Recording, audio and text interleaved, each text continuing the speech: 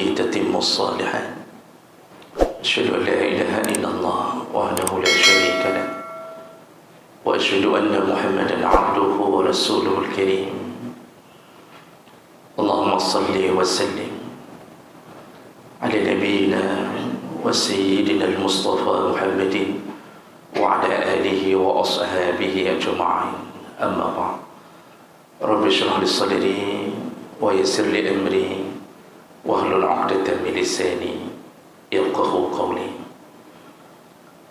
Segala puji bagi Allah, kemuliaan salawat dan salam kepada Rasulullah, pada keluarga dan seluruh sahabat-sahabatnya yang Allah muliakan, insyaAllah. Seluruh pengurus masjid,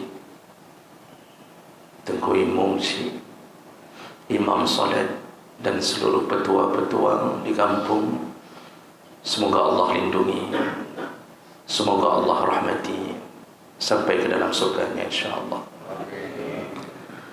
Bapak Ibu yang Allah muliakan, pagi hari ini kita sejenak bersama, tidak lama, mungkin sekitar 2 jam saja.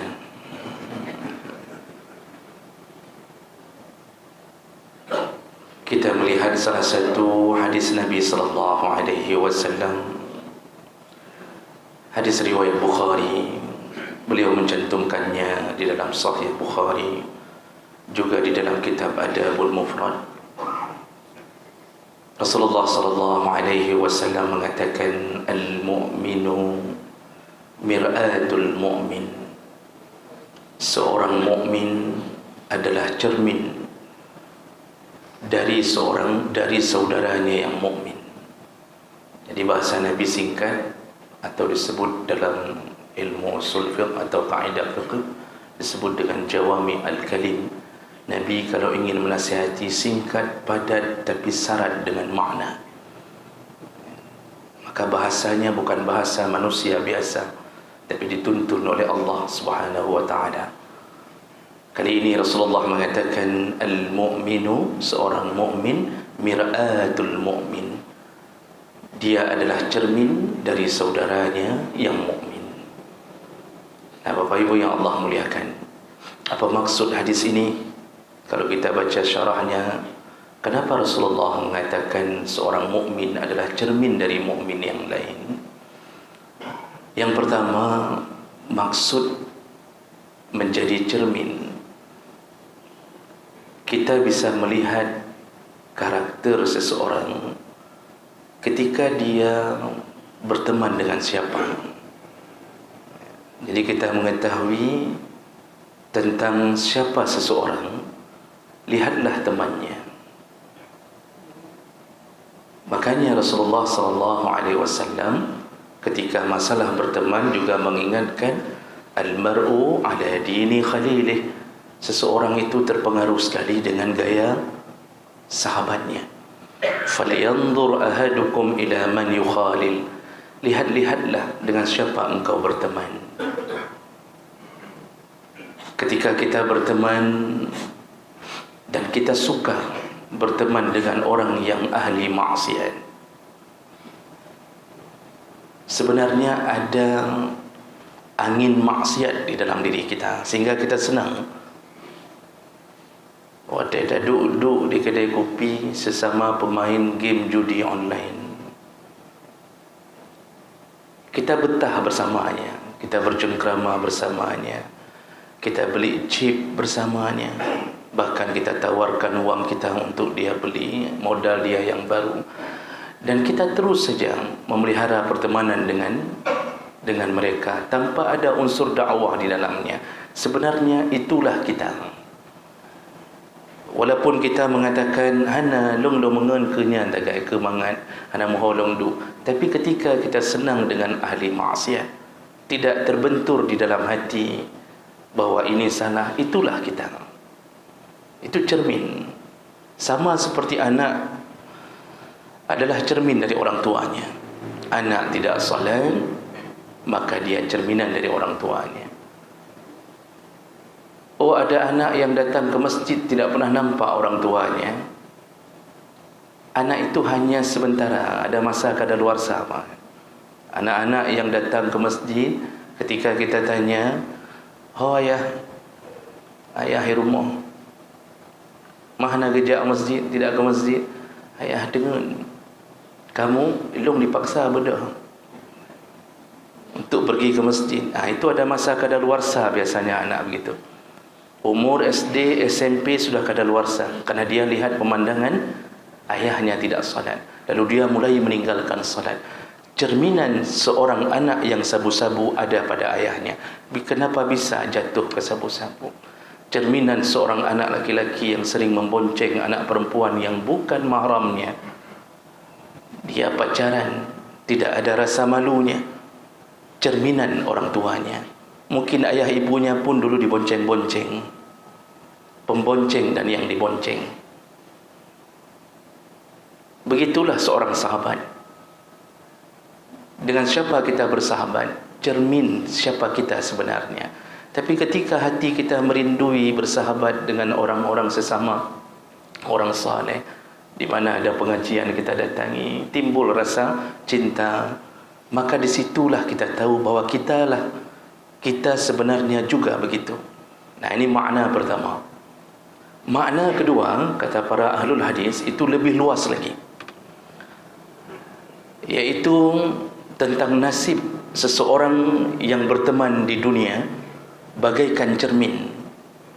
Jadi cermin itu kalau kita berdiri di hadapannya, kita bergerak sedikit, dia ikut bergerak. Tidak ada perbedaan, tidak ada detik yang menjadi jeda antara kita dan bayangan dalam cermin, tidak ada.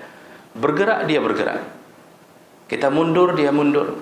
Nah, kata para ulama, Nabi mengatakan tentang seorang mukmin, cerminan seorang mukmin dari saudaranya.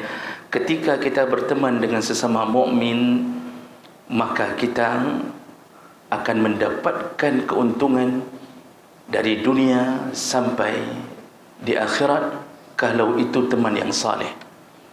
Jadi terus mengikuti, kita terus mengikuti langkahnya. Ketika berteman dengan orang yang ahli maksiat, juga kita terus mengikuti langkahnya, seperti antara kita dengan bayangan dalam cermin, tidak terpisah. Makanya ini yang paling berbahaya. Jemaah melakukan Allah Subhanahu wa taala. Bagaimana nasib kita di akhirat nanti, juga salah satu penyelamat adalah sahabat-sahabat kita. Maka dari dunia kita disuruh berteman dengan sesama orang yang baik. Dalam banyak ayat Allah Subhanahu wa taala menyebutkan, contohnya Allah katakan, ya ayyuhalladzina amanu taqullaha wa kunu ma'as sadiqin. Wahai orang-orang yang beriman, bertakwalah engkau kepada Allah dan tetaplah engkau pelihara pertemananmu dengan sesama orang yang sadiqin, yaitu orang-orang yang jujur, yang percaya. Maksudnya percaya tentang agama ini. Nah, ini disuruh pelihara oleh Allah Subhanahu wa ta'ala. Dalam surat Al-Kahfi Allah katakan, wasbir nafsaka ma'al ladzina yad'una rabbahum bil ghadati wal 'ashini yuriduna wajha. Bersabarlah engkau wahai Muhammad bersama dengan teman-temanmu, sahabat-sahabatmu yang selalu berdoa siang dan malam, berzikir kepada Allah siang dan malam. Bersabarlah engkau. Maksudnya jangan engkau pergi tanpa mereka, teruslah bersahabat dengan mereka. Jadi ini ada perintah untuk bersahabat dengan orang-orang yang saleh. Dan orang-orang saleh inilah nanti yang akan menjadi salah satu penolong kita di hari kiamat. Berhati-hatilah ketika kita tidak punya teman yang saleh. Nasib kita tidak bisa diselamatkan di akhirat dan tidak ada penolong satupun. Makanya dalam surat Zukhruf Allah katakan, al-akhilla yawma izin ba'duhum li ba'din aduwan illa al-muttaqin. Nanti sesama teman, al-akhilla itu kalau lihat tafsir, itu pertemanan yang sangat kuat, disebut khalil. Jadi kalau pertemanan yang biasa disebut sahib, maka kadang-kadang dah ke sahib yang sahabat lu yang sahib.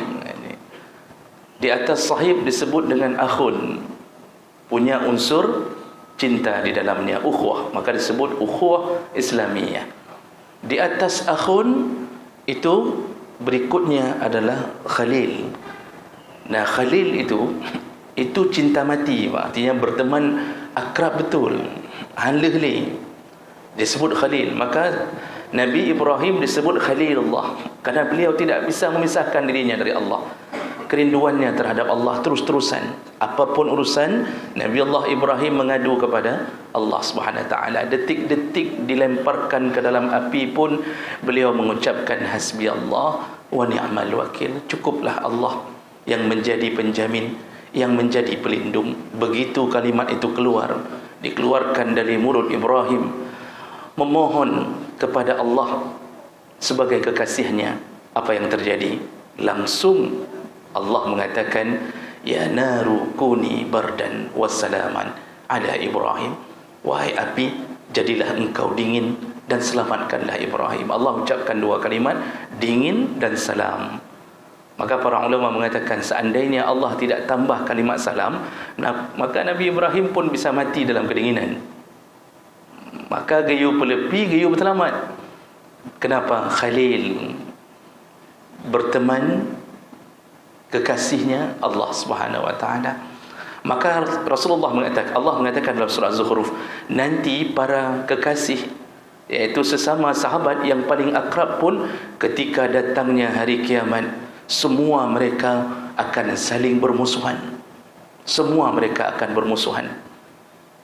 Ba'duhum li ba'din adu, menjadi musuh, illa, kecuali orang-orang yang bertakwa. Bapak Ibu, pernahkah kita melihat ketika pertemanan di dunia sesama preman? Kan cukup luar biasa berteman dengan sama preman. Mereka berikrar setia sampai mati. Satu preman dipukul, maka seluruh preman datang. Banyak hari ini pertemanan sesama tukang beca, sesama Grab, sesama ojek, sama-sama tu PBA, na kelompok, na persatuan-persatuan. Itu Masya Allah, pantang mendengar sedikit saja darah keluar dari salah satu sahabatnya, mereka akan habis-habisan bertempur untuk membela sahabatnya. Nyan katruk bat tingkat Khalil, darahku untukmu, ya. Dan ini terjadi, malah lebih kuat persatuan preman daripada persatuan masjid. Patih cenderung gerau. Preman jarang berseteru sesama mereka. Tapi katanya sebuah masjid kadang-kadang cukup kahim dan pakai khemah. Tapi sesama preman, Masya Allah, pernah masalahkah? Nak masalah? Pegah baklum. Pokok di pantang ku dengar kah mencukai, tenang macam. Nian bahasa preman. Apakah keluar dari sesama masjid, sesama anggota masjid? Ketika salah satu jamaah dirudung masalah, kita akan mengatakan, Pak, so cukai. Lalu kita keluar satu masjid untuk membelanya. Jarang, Pak, jarang datang. Coba lihat, mereka punya khalil, mujakhillah, ya. Pertemanan sesama mereka kuat sekali. Sesama sabu-sabu, yang pengedar dan pengedar sabu-sabu dan yang mengisapnya, itu sama-sama berjanji. Tapi lihatlah ketika mereka ditangkap oleh polisi, yang baru idonya, apa yang terjadi? Mereka sudah saling tuding. Ketika ditanya, ini pencuri, ditangkap berdua. Dulu akrab sekali, sehidup semati antara sesama pencuri. Ketika ditangkap polisi, ditanya polisi, siapa yang melakukan? Maka temannya akan mengatakan, dia Pak.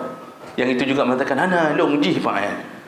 Baru di depan polisi sudah saling tuding. Berubah jadi permusuhan di saat itu. Semuanya para penzina, Masya Allah, cintanya menyona orang Madinah, yang cintanya luar biasa. Malam-malam pun dibawa ke rumah, di tengah malam dibawa ke dalam rumah untuk berzina. Maka si perempuan pun bersedia. Tapi begitu digerebek, ditangkap, mereka saling tuding. Saling tuding. Yang perempuan mengatakan, ini laki ini yang paksa saya. Yang laki pun mengatakan, dia yang menggoda saya. Tidak ada lagi yang saling menolong. Begitulah kehidupan di akhirat sesama orang maksiat.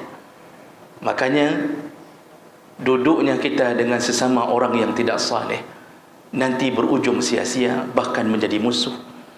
Lihatlah hari ini orang-orang duduk bersama di kedai kopi, meninggalkan maghrib, meninggalkan Isya, tidak salat. Begitu hebatnya mereka saling traktir, bahlung bayu, anapu, ya, tenang mentang. Jadi begitu setianya mereka. Ketika di akhirat mereka lalu ditanya Allah, kenapa tinggalkan salat? Maka yang satu mengatakan, dia yang telah membuatku meninggalkan salat. Yang satu juga, hana kan long jih yang pegat long hana semayang. Terus mereka begitu saling bermusuhan, dan itu telah diceritakan oleh salah satu asar dari Ali bin Abi Thalib radhiyallahu anhu di dalam kitab tafsir Al-Baghawi. Itu disebutkan salah satu kisah bahawa nanti di akhirat, tentu Imam Ali bin Abi Thalib mendengarkannya dari Rasulullah, cuma hadis ini mauquf, tidak dari langsung perkataan Rasulullah. Ali bin Abi Thalib radhiyallahu anhu mengatakan, nanti di akhirat dua orang teman yang kafir, sesama kafir, ketika dihadapkan dengan Allah dan mereka saling bersahabat, Allah akan bertanya, kenapa engkau menjadi kafir, tidak mengakuiku?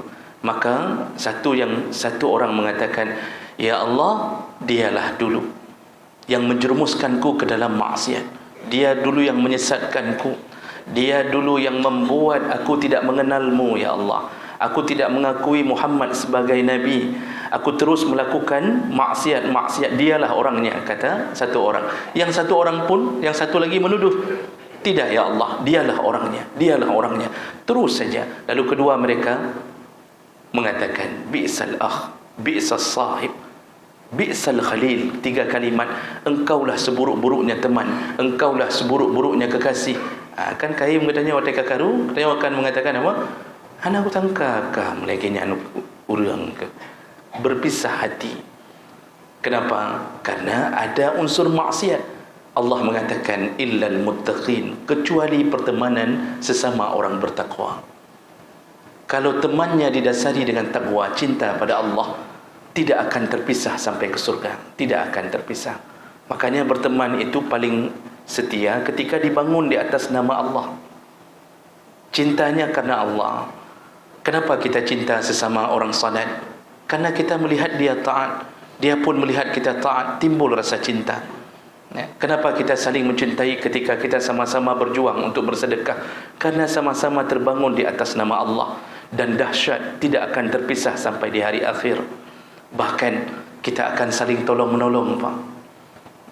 Walaupun di dunia mungkin kita tidaklah sesetia seperti preman tadi, tapi sesama orang yang saling mengenal dalam pengajian, sesama orang yang saling bersama membuat masjid makmur di subuh hari.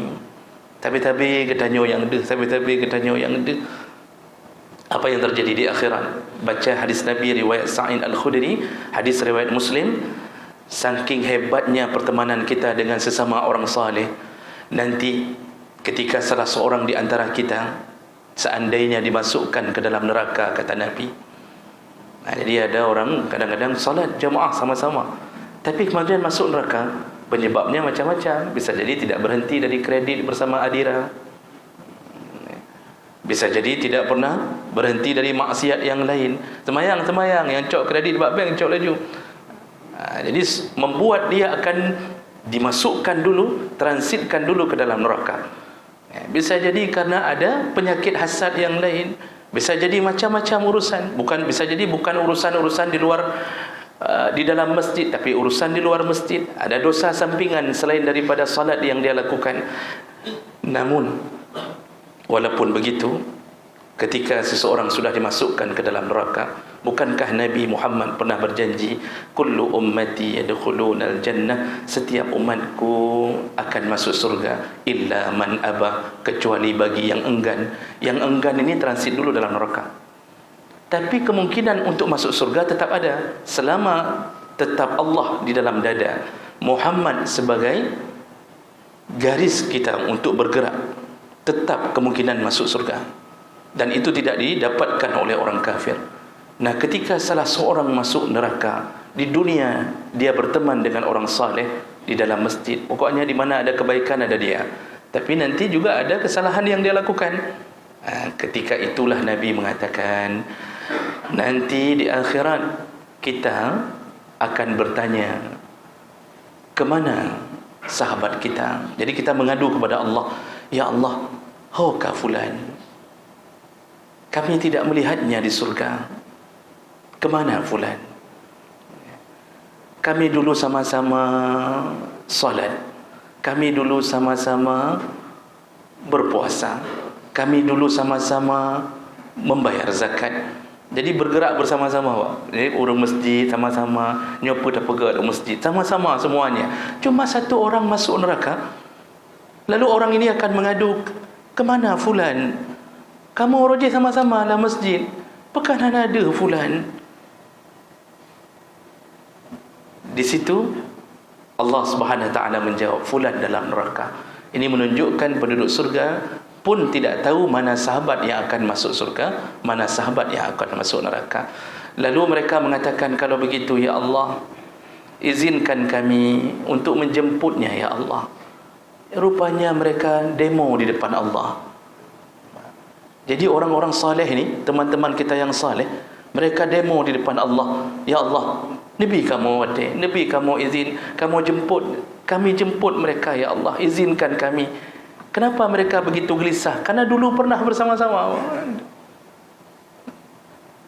Lalu Allah katakan, baik, diizinkan, pergilah ke neraka, jemputlah semua temanmu. Jadi bukan satu orang lagi yang disuruh jemput, semua temanmu yang engkau kenal yang pernah berbuat baik bersamamu.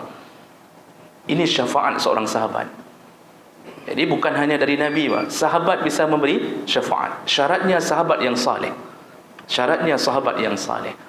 Jemput, kata Allah. Lalu pergilah rombongan ini dan masuk ke neraka. Didinginkan kaki mereka, tidak terasa neraka itu bagi mereka. Dijemput, dikeluarkan semuanya dari neraka. Setelah habis yang mereka kenal, yang di dalam masjid tadi, yang sama habis mereka kenal, mereka jemput, lalu dimasukkan ke telaga Al-Kautsar. Dalam hadis yang lain, semua yang dijemput dari neraka direndam ke dalam telaga Al-Kautsar. Bahkan Nabi mengatakan, setelah direndam, kemudian mereka diangkat dan warna mereka dari warna hangus hitam menjadi seperti warna anak kacang yang baru tumbuh, kata hadis Nabi sallallahu alaihi wasallam. Yang putih tak hitam li.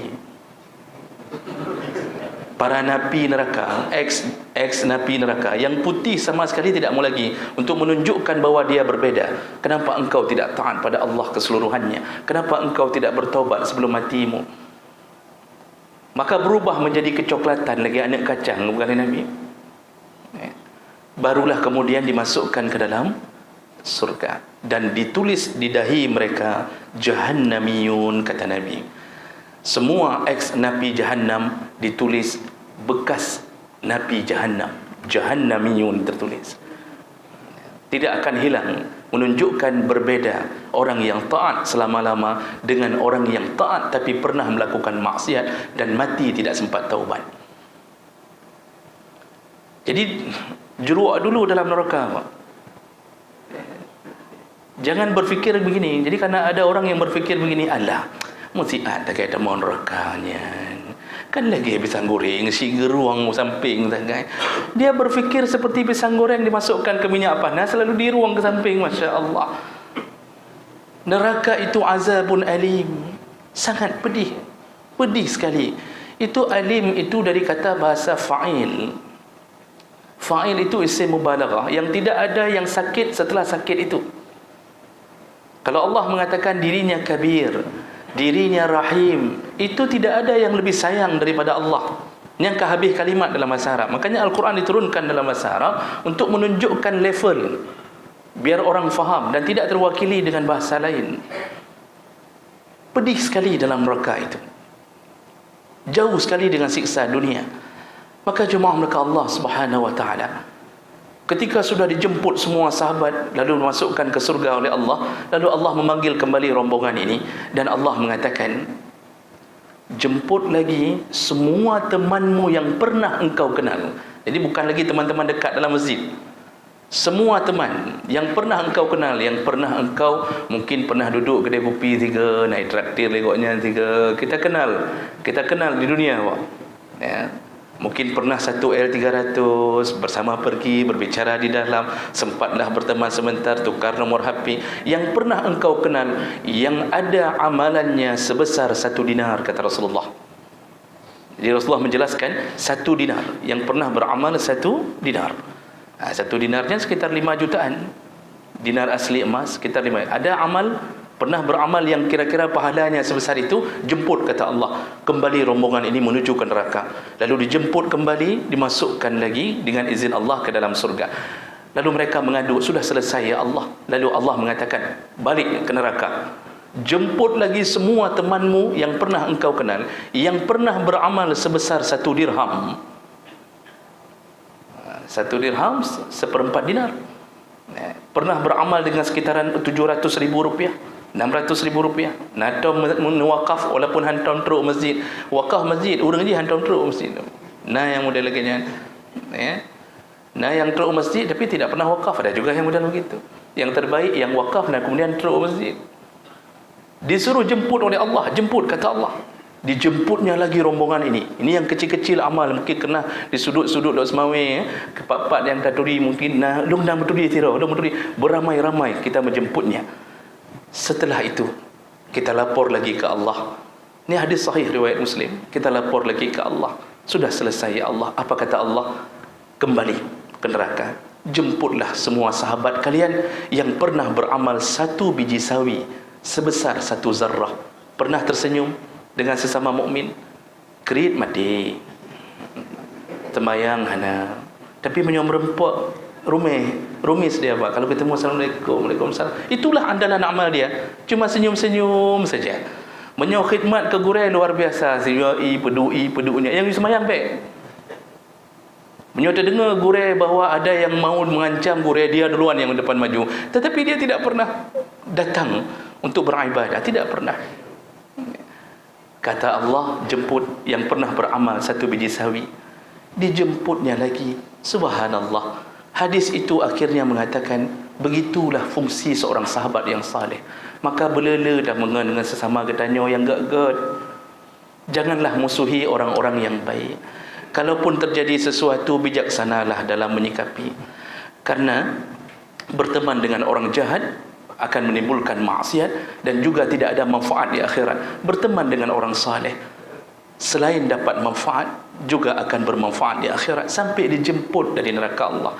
Makanya disitulah Ibnul Jauzi mengatakan dalam banyak riwayat, ditulis salah satu perkataan yang paling masyhur dari Ibnul Jauzi, Imam Ibnul Jauzi. Apa kata beliau?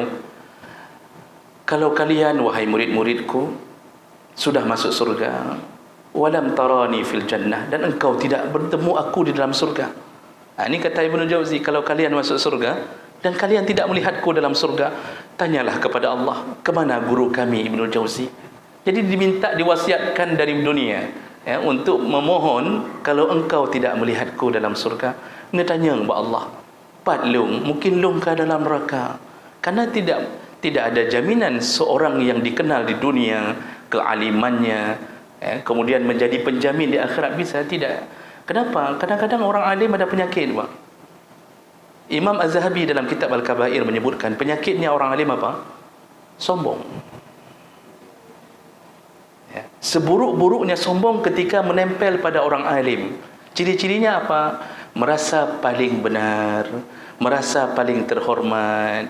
Yang menyotruk pada tempat walimah, menyohana tahidang bengeh gao. Hotel kagejuk pingan sama orang waktu walimah, ni ustaz, ni tengku, lagi nyo ka pegak lung, kata dia. Begini, seharusnya kena meja khusus untuk lung, kata dia. Mulai gedik pingan-pingan ke awak, ingin dihormati, ingin disanjung-sanjung, dan semua orang salah di matanya, yang benar cuma pendapatnya saja. Yang penyakit orang yang merasa alim. Kalau sudah menempel sombong pada orang alim, itulah seburuk-buruknya sombong.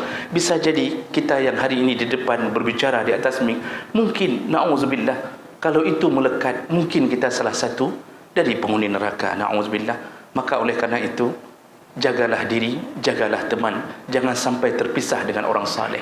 sabi-sabi najak masjid nemengan nenging nepetudira dengan orang saleh petudira. Maka ketika salaman kita sebutkan dong ustaz dong nanti sama-sama long dalam neraka long dalam surga.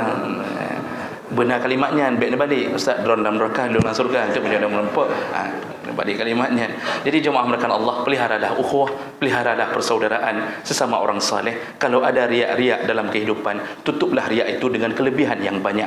InsyaAllah mudah-mudahan Allah selamatkan kita sampai ke dalam surganya. Amin ya rabbal alamin. Subhanakallahumma bihamdik asyhadu an la ilaha illa anta astaghfiruka wa atubu ilaik. Wassalamualaikum warahmatullahi wabarakatuh.